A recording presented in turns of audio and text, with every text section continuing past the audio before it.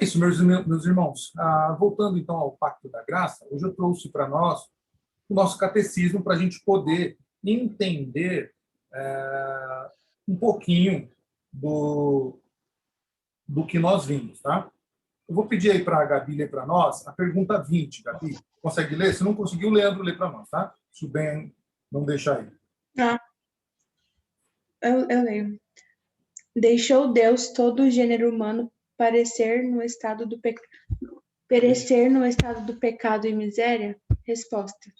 Tendo Deus, unicamente pela sua boa vontade, desde toda a eternidade, escolhido alguns para a vida eterna, entrou com eles em um pacto de graça, para os livrar do estado do pecado e miséria e trazer a um estado de salvação por meio de um Redentor. Exato.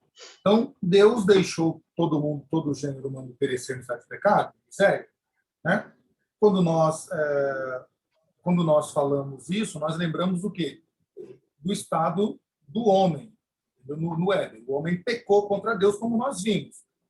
E quando o homem pecou contra Deus, o homem, então, ele merecia a morte eterna. Tá? Mas Deus não deixou o homem perecer ali. O que Deus fez? Deus, então, pela sua única e boa vontade, desde a eternidade, ele escolheu alguns para a vida eterna, como a gente falou. Ele entrou e fez com eles, com a humanidade caída no pecado, um pacto para livrar o homem da miséria e, então, trazer salvação ao homem. Tá? Deixa eu pegar um materialzinho aqui para nós aqui. Deixa eu ver se eu acho aqui. Se eu não achar, a gente continua. Peraí.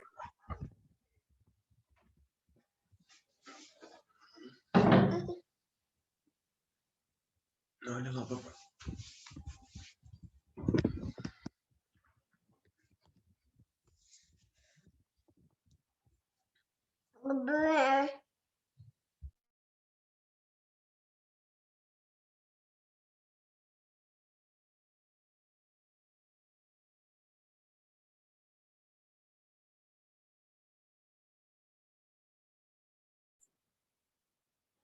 Bom, não estou achando aqui. Tinha um materialzinho só para a gente recapitular do que eu passei para vocês.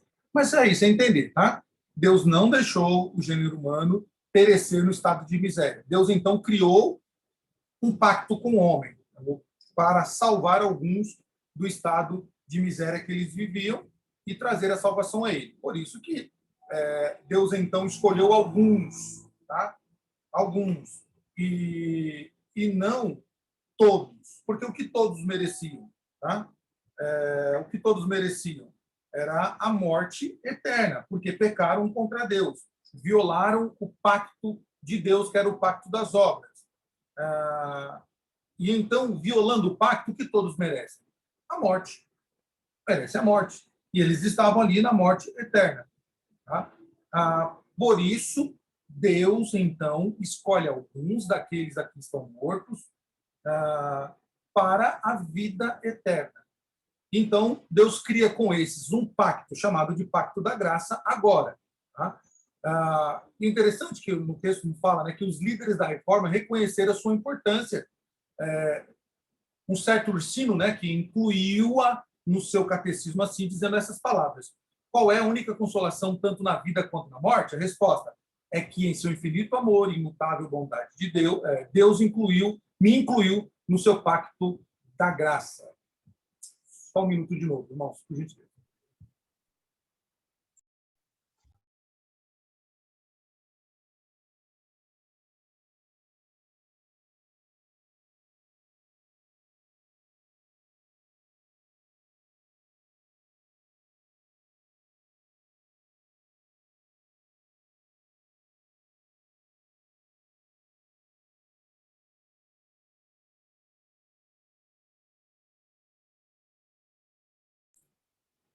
Família. Vamos lá. Então, isso deu para pegar, Leandro, Gabi? Deu para entender isso? Essa transição dos pactos? Tá fácil entender isso? Tá. Beleza, isso é importante entender, tá? Então, nós vamos ver na Bíblia os pactos mencionados, tá?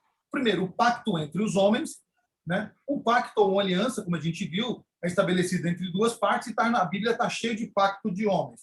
Por exemplo, você tem um pacto, aqui alguns exemplos. Você tem o pacto de Isaac, né? E Abimeleque. Você tem o pacto de Jacó e Labão, Jonatas e Davi, Davi e Abner. São pactos entre homens, tá? Onde existe um acordo estabelecido entre as duas partes. Envolve exigências e promessas de ambas as partes. Visa o quê? O que visa essa aliança? Amizade, cooperação, proteção e outras coisas mais. Tá? Mas também existe o pacto de homens com Deus, que um tanto diferente foram os pactos que o povo de Israel fez, em alguns dos seus líderes fizeram com Deus. Nos dias de Josué, o povo diz: ao Senhor nosso Deus serviremos e obedeceremos a sua voz. O rei Josias fez aliança ante o Senhor para o seguirem e guardarem os seus mandamentos de todo o coração. Nestes casos, e em outros casos da Bíblia, não há um acordo propriamente, senão uma solene promessa de devoção a Deus e de sua obediência aos seus mandamentos.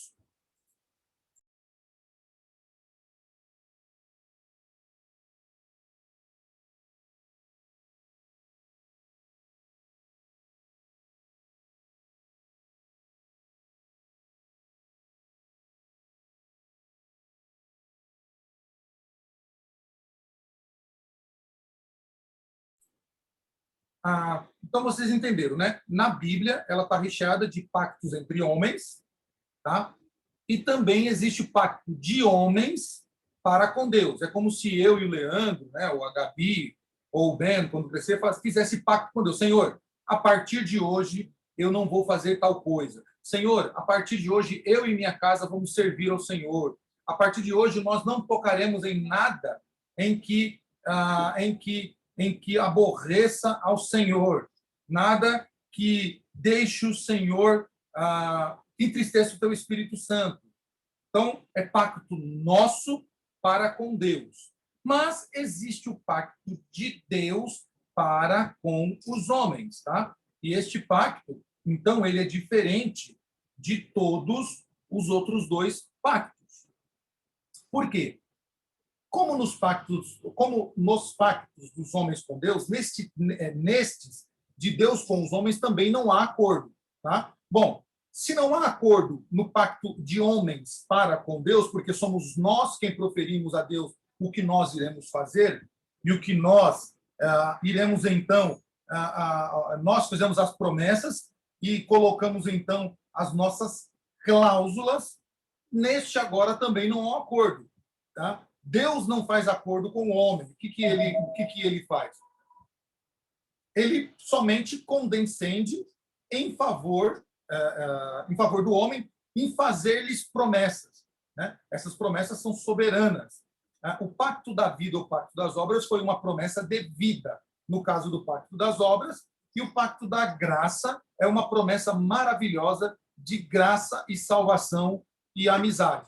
Então, o pacto de Deus com os homens não há acordo. Deus promete aos homens e coloca, então, estabelece os meios, estabelece a forma com que o homem deveria se portar para, então, cumprir este pacto. Tá? Mais um minuto, meus irmãos.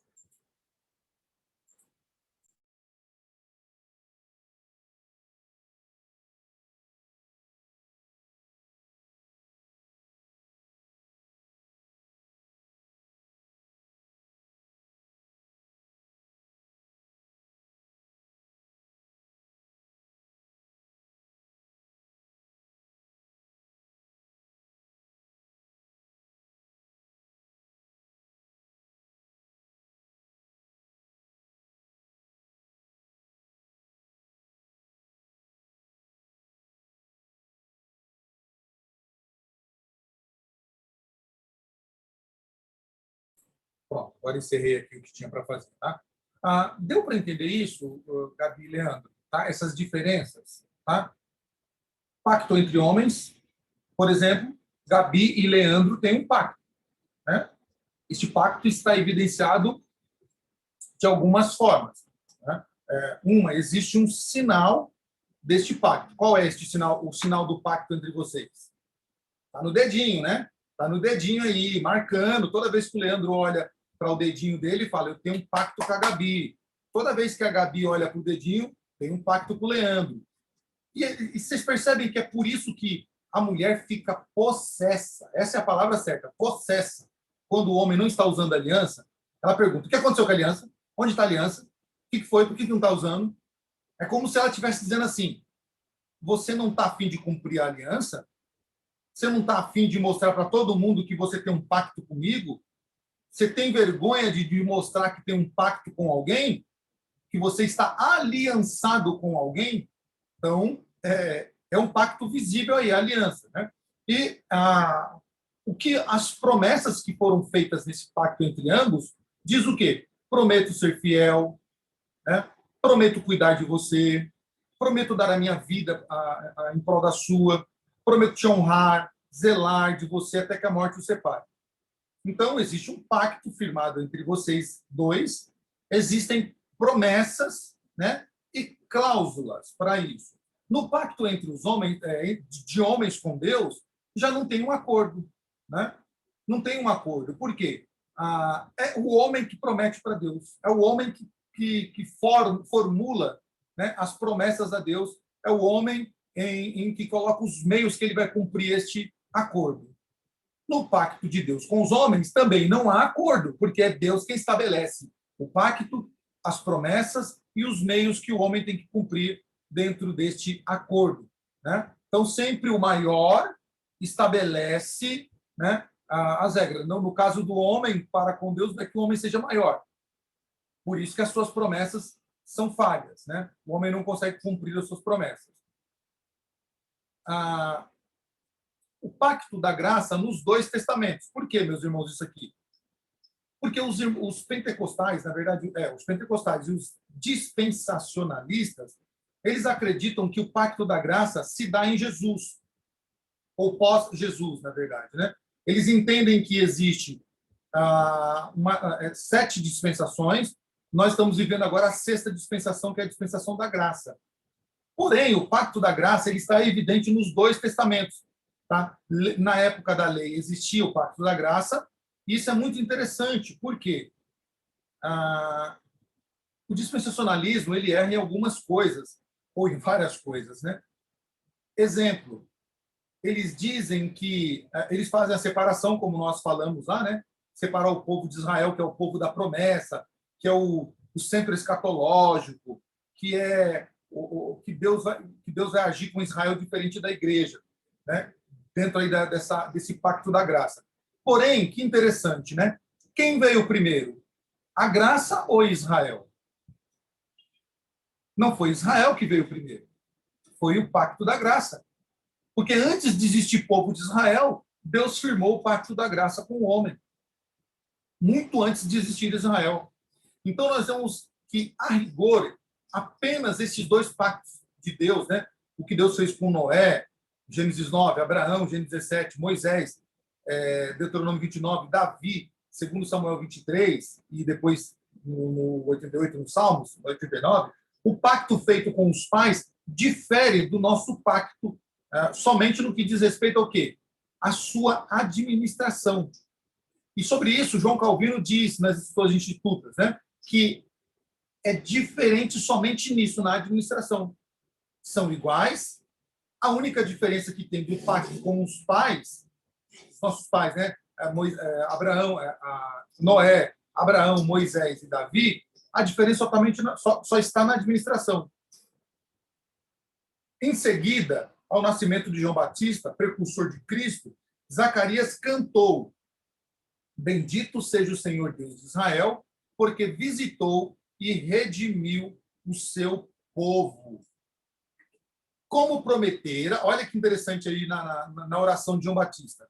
Bendito seja o Senhor Deus de Israel, porque visitou e redimiu o seu povo. Quando isso, João Batista?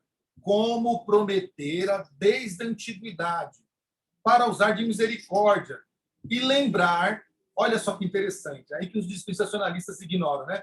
E lembrar da sua aliança e do juramento que fez ao nosso Pai. Lucas 1, 67. As promessas foram feitas a Abraão e aos seus descendentes, né? Aos descendentes de Abraão, que é Cristo. no caso, o descendente maior, Cristo. Paulo fala isso em Gálatas. Foram feitas a Cristo primeiramente, antes dos tempos eternos. Tito vai dizer isso lá no primeiro capítulo. Foram prenunciadas pela primeira vez logo após a entrada do pecado no mundo, Gênesis 3. Foram reveladas aos pais ou ancestrais de Israel progressivamente até se cumprirem em Cristo. E então foram proclamadas por Cristo e seus discípulos. O Pacto da Graça, irmãos, ele tem outros nomes no Novo Testamento. Por exemplo, em Hebreus, ele é chamado de superior aliança, né? Uma superior aliança. Por quê? Ele é superior ao Pacto das Obras, porque as promessas contidas nessa aliança superior são maiores ou são melhores. Também é chamado de segunda aliança, porque mesmo tendo sido feita antes dos tempos eternos, foi executada depois, né? Hebreus 8. E também é chamada de nova aliança, por quê?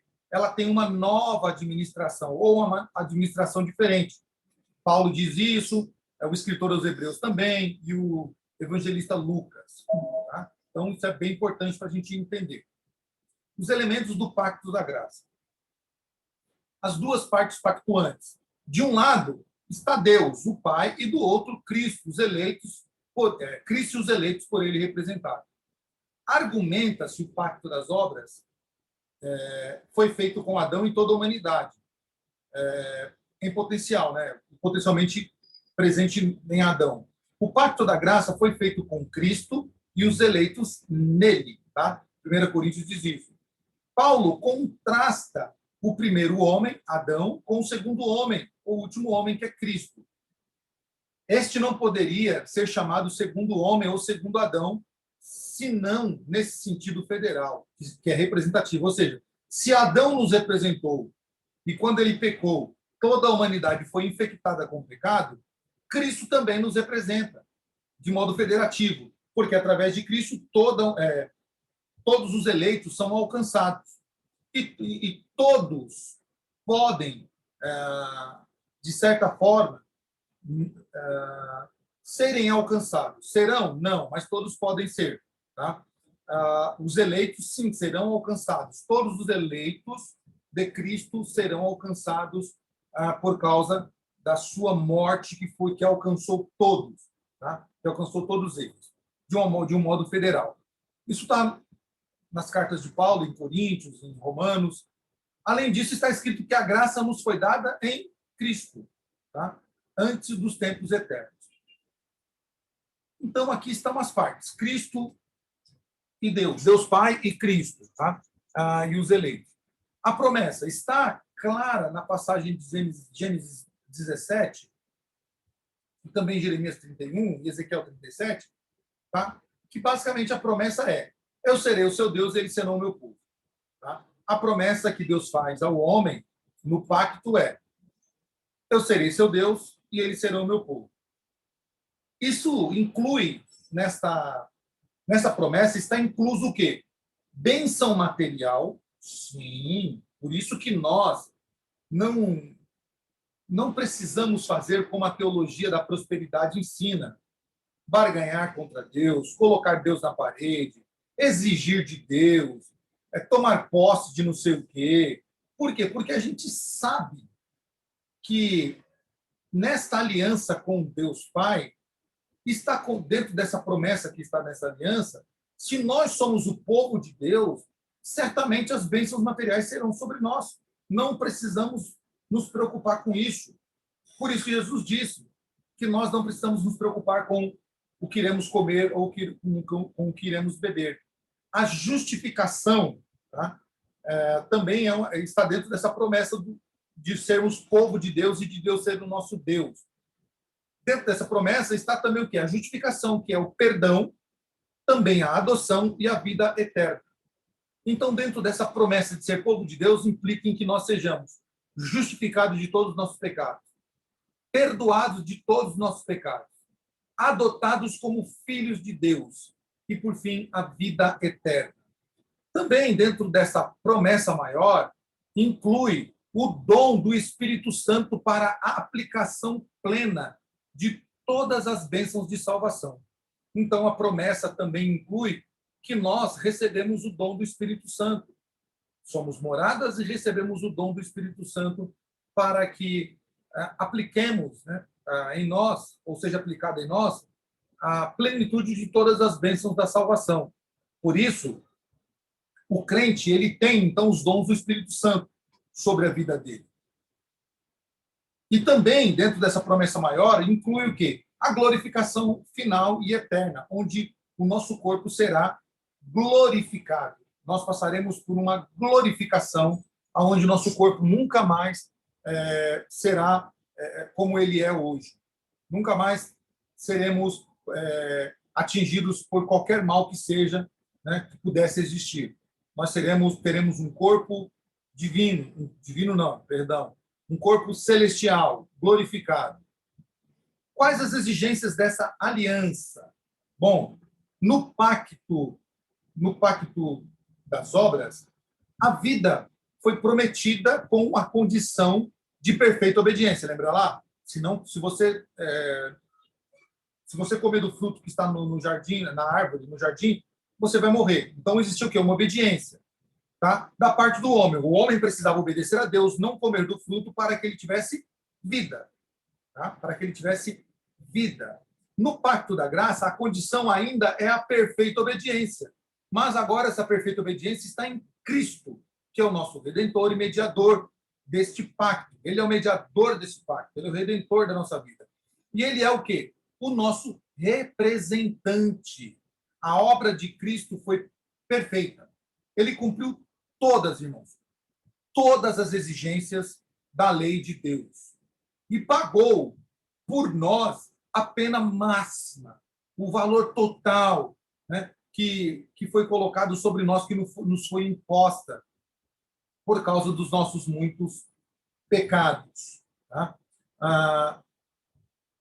Também diz que, dentro dessas exigências, está que ele justifica e absolve o pecador. Então, por causa de Cristo, nós somos justificados. Não significa que nós somos justos. Significa que o justo nos absolveu dos nossos pecados. E o faz filho de Deus, nos faz filhos de Deus, santificando e depois glorificando. Tá? Isso, então,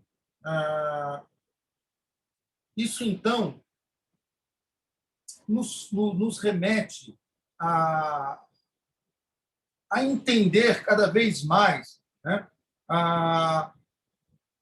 o caráter de Deus. Né? O caráter de Deus. Tá? Porém, meus irmãos, não significa que nós devemos sentar e ficar meditando na vida. Não significa que nós não tenhamos que fazer nada. Tá? Não exige nada de caráter meritório, é diferente. Tá? E não há nada que nós podemos fazer. A exigência é total de Cristo. Cristo, ele cumpriu todas as exigências. O que eu preciso fazer? Preciso me arrepender dos meus pecados. Preciso compreender a obra da cruz. Por isso que Santo Agostinho, né, ele diz: Senhor, dê o que exiges, e então exijas o que queres. Né? Olha que interessante. Senhor, me dá o que o Senhor está exigindo, e depois o Senhor exija de mim o que o Senhor quer.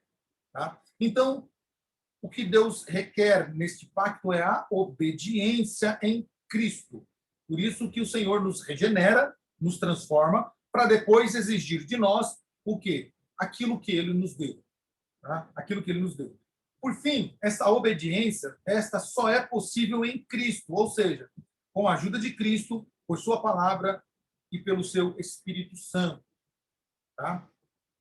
Concluindo o nosso catecismo, ele diz assim: quais são os dois pactos, que é uma avaliação, não é verdade, né?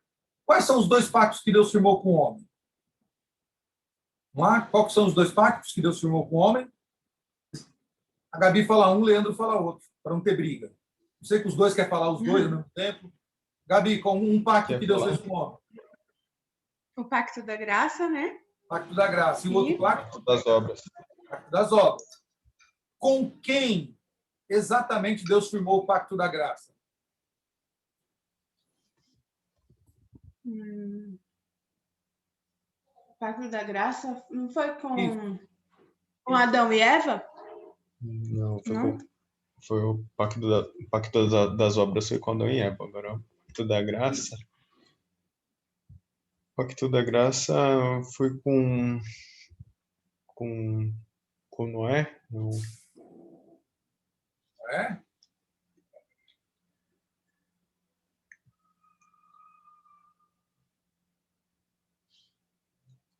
E aí, Você se recorda? Não. com quem Deus fez o pacto da graça? Pacto da Graça. Foi com Abraão? Foi com Abraão?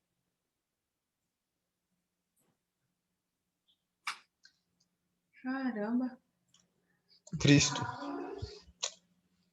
Eu pensei nisso, mas aí eu falei assim, não, mas Samuel não disse. Eu disse que os dispensacionalistas falam que o pacto foi com Cristo, aí eu fiquei confusa. Não, não. O pacto da graça ele é feito com Cristo e os eleitos. Tá? Aqui, ó. Sim. As duas partes do pacto da graça. De um lado Deus, do outro Cristo e os eleitos. Os dispensacionalistas eles acreditam que estamos vivendo agora o pacto da graça, depois de Cristo. Tá? Que nós estamos vivendo agora. Tá? Então, entendeu? O pacto das obras foi feito com Adão, o pacto da graça foi feito com Cristo e seus eleitos. Qual é a promessa do pacto da graça? Essa é fácil, hein? A promessa do Pacto da Graça Hum. é a vida eterna, né? Tem outra coisa. Uhum. É a vida. Bom, são os benefícios que traz a, a morte de Jesus. Eu vou ajudar. E Isso que vocês estão falando contém dentro da promessa, estão dentro da promessa. Tá? A bênção material, a justificação, a vida eterna, o dom do Espírito Santo, tá? E a glorificação eterna. Estão dentro da promessa maior. Qual é a promessa que Deus faz para esse povo? Ou para o Pacto da Graça? a eleição dos. ah, a eleição dos eleitos. Está aqui, ó. Basicamente, a promessa é: eu serei seu Deus e eles serão o meu povo. Né? Então, Deus promete para eles que vai se aliançar com o homem. Tá? Que outras promessas bíblicas estão incluídas no Pacto da Graça? É fácil, hein? Até o Ben sabe. Vamos lá. Já falaram um monte delas aí.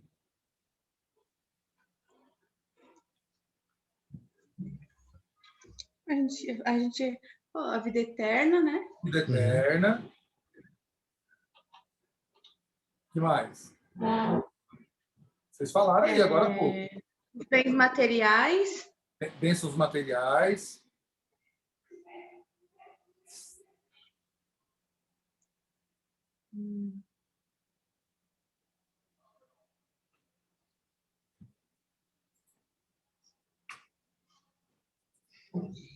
Mais aí? Bênçãos materiais. Só mais uma. Bênçãos materiais, vida eterna. E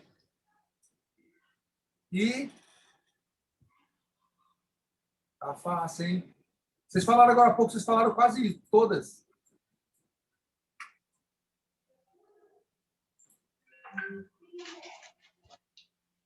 É mesmo. O que você falou? Justificação, tá? Perdão, Eleição.